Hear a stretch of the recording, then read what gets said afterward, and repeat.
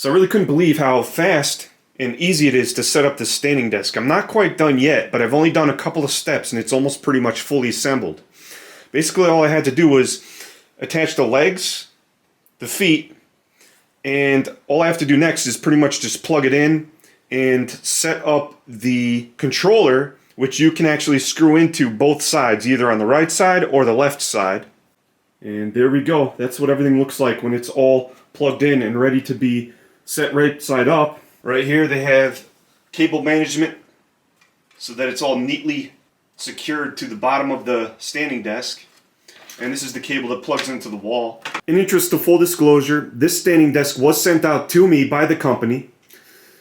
Since this is a review video, this video is not sponsored and it's going to have my full unbiased opinion.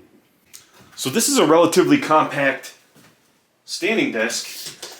We're looking at about a width of 11.5 inches and a length of 47.5 inches. So this is compact. This right here is the control panel that is used to raise and lower the standing desk. You have your up and down. And you have preset 1, preset 2, and preset 3. And this right here is the button that you push to calibrate each preset. Here, I'm going to show you. So I actually have preset 1 here, which is already configured at the absolute lowest setting, which is probably what you're going to want to know in this video. So it's actually going down to the lowest setting right now in preset 1. The lowest setting is 27.7 inches, which you can see on the digital display here. I just want to see what the highest setting is going to be for the standing desk.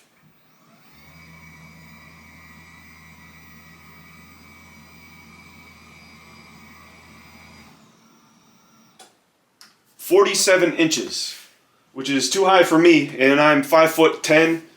I just wanted to see how long this cord is. Looking at about 110 to 112 inches. So I actually have all the presets configured here. The first con is going to be sometimes when I go to push a desired preset, it kind of moves a couple inches and then stops, and then I'll have to press it again, but then it actually goes to the desired preset. And if I want to actually program a specific preset, we're going to do preset 3. I'm going to bring it up. And let's say that I want to have it set at 36.8. So you want to set it to the setting that you want, or the height that you want, which I have it set to right now, 36.8. You go and hit the M button here, and then you hit the preset button. And now it's pre-configured to 36.8. I'm going to bring it back down to preset 2.